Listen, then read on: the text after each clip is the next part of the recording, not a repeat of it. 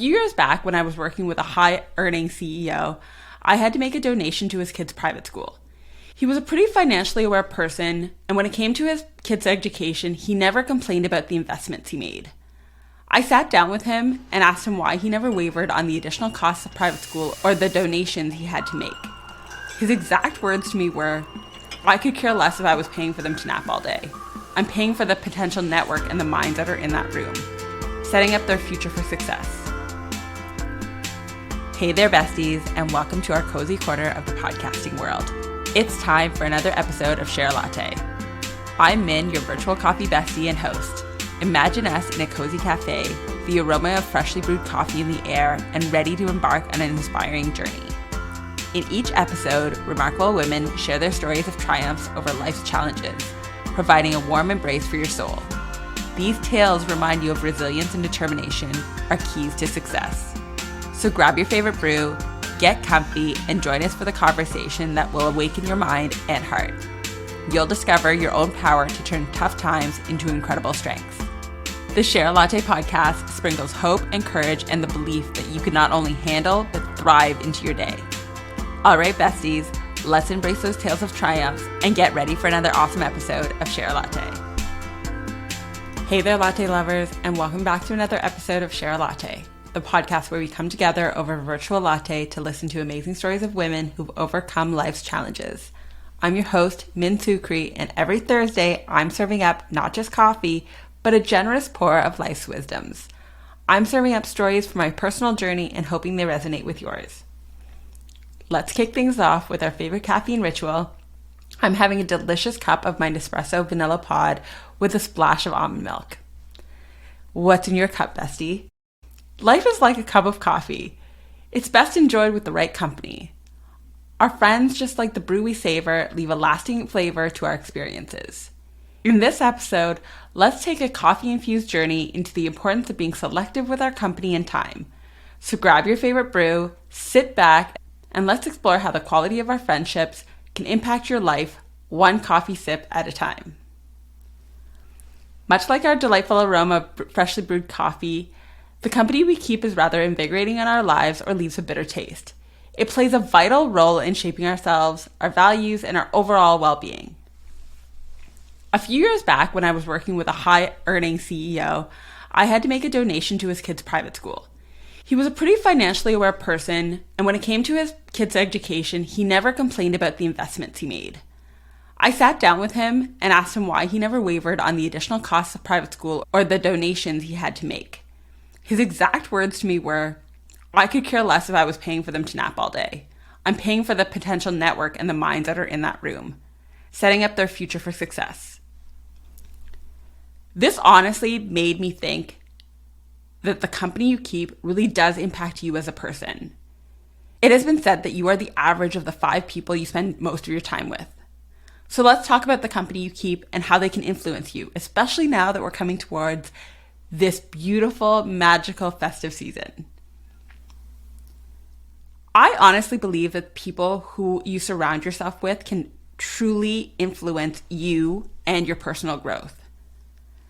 Just like a well-brewed cup of coffee awakens your senses, surrounding yourself with motivated and inspiring individuals can awaken your potential for personal growth.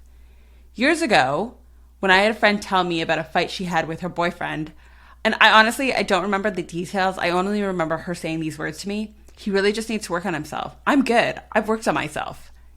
In that very moment, I realized that she had stopped working on herself. We didn't stay friends for much longer after that, which truthfully, I'm very grateful for, because I don't think that I could be the kind of person who believed that I was done working on myself. I wanted to surround myself with people who wanted to be the best version of themselves, the most healed, healthiest, highest version of themselves, but never wanting to stop learning and developing. There will always be something you could be better at or learn more about. Cultivating a group of people who can not only encourage you to work on yourself, but also help you to grow in all aspects of your life. The mood and attitude of the people around you can really change how you view life as well as how you are as a person. Negativity and pessimistic company can cast a cloud over your day, just like a weakly watered down cup of coffee. On the other hand, positive friends can uplift your mood and attitude. I left friends behind this year because of the company they kept. In a previous episode, I mentioned a friend named Elaine, and Elaine has this other friend. And I wasn't going to mention her again, but she may come up in other ways. So for now, let's call her Becky. And just an FYI, guys, I may use Becky pretty often because, if you know, you know.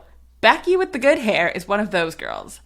Elaine is constantly complaining about Becky and the drama that Becky has in her life. She mentioned to me several times that she no longer wanted to hear about the drama and had never mentioned it to Becky. But without fail, Elaine would go back to listening to the same drama that Becky had in her life within a matter of weeks.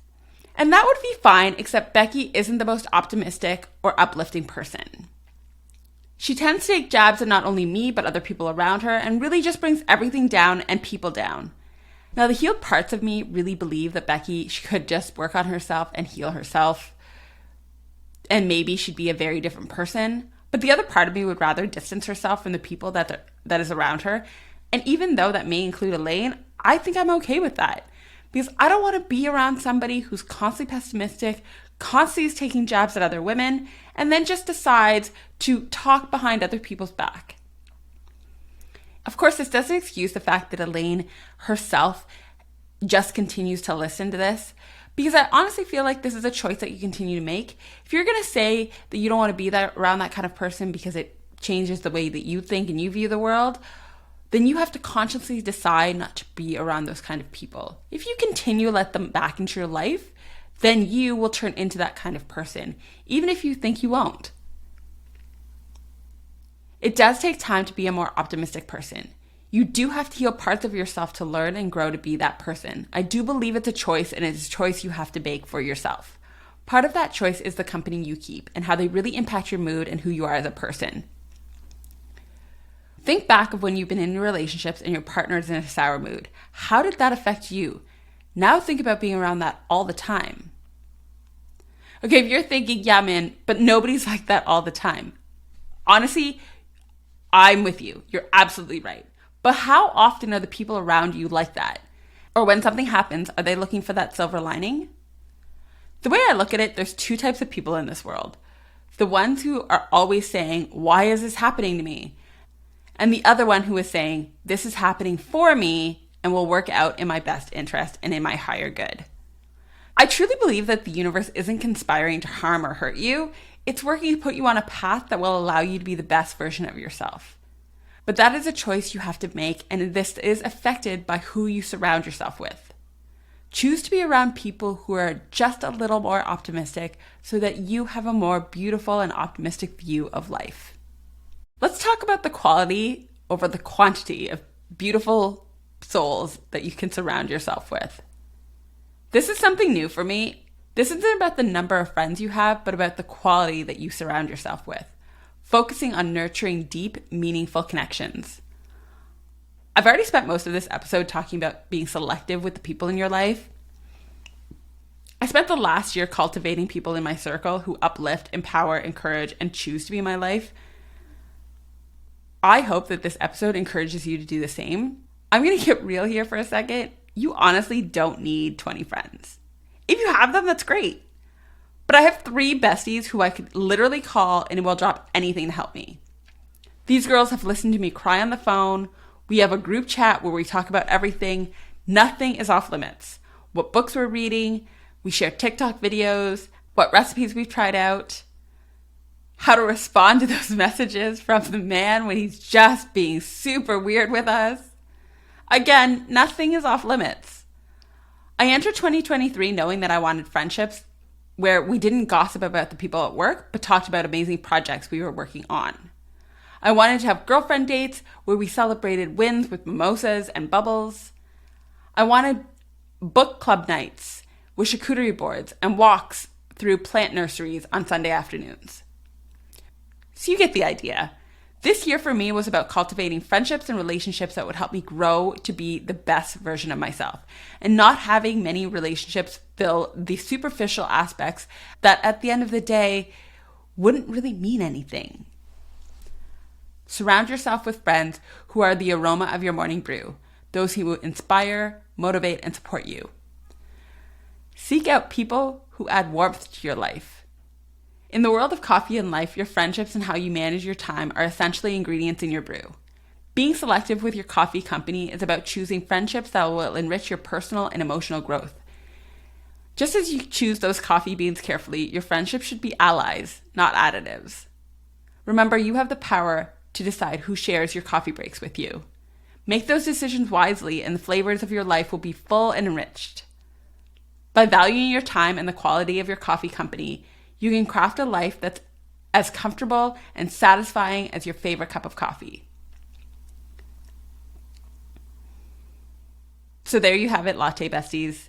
As we wrap up, I hope your cups are filled not just with the warmth of your favorite brew, but with the inspiration to be intentional about the company you keep. Remember, life's too short for weak coffee and superficial connections. Just as you carefully select your coffee beans for the perfect cup, choose your friends who add richness to your life. Be mindful of the energy you allow in your space and surround yourself with those who uplift and inspire. The people you share your time with can significantly impact your personal growth, mood, and overall life satisfaction. Strive for those meaningful connections, nurturing deep friendships, and prioritizing quality over quantity. Sip your coffee slowly, savor each moment, and build a life filled with meaningful connections, personal growth, and happiness. Until next time, keep brewing those beautiful connections, and remember, life's too short for bad coffee and shallow friendships. If today's episode warmed your heart, please hit that subscribe button and join me on future journeys. Enjoyed the chat today? Your thoughts and feedback mean the world to me, and they really help others find the magic in Share a Latte. Every story enriches our journey. Remember, you can turn your trials into triumphs and your scars into stars. Keep believing and keep chasing those dreams. This is Min taking her last sip from the Share a Latte podcast, where life happens and coffee helps.